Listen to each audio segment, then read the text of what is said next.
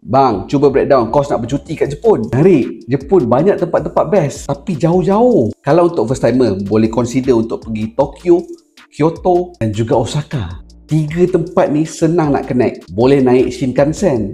Tokyo, modern city. Kyoto pula lebih kepada culture. Osaka, food dan juga fun. Untuk laki kalau nak shopping barang kereta, boleh pergi ke Autobags ataupun juga Up Garage. Untuk geng-geng selam, barang-barang pre-love, boleh pergi Shimo Kitazawa ataupun Amerika Mura. Suasana dia memang macam bandar-bandar Jepun. Yang paling epic sekali, boleh sewa kereta JDM Supercar dekat Fun to Drive.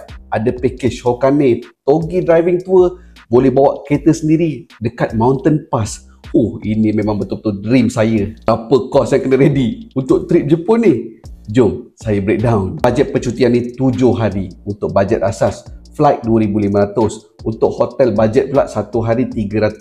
7 malam RM2,100. Transport RM1,000. Makan kita bajetkanlah RM1,400. Shopping dan lain-lain preparekan RM2,000. Total up bajet paling kurang kena ada RM9,000.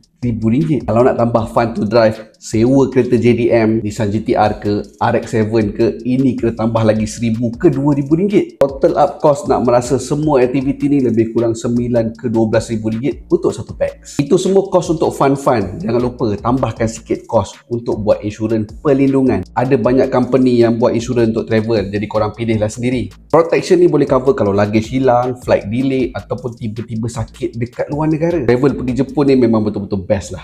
Pasport Malaysia nombor 3 dalam dunia. Korang nak pergi mana tahun ni?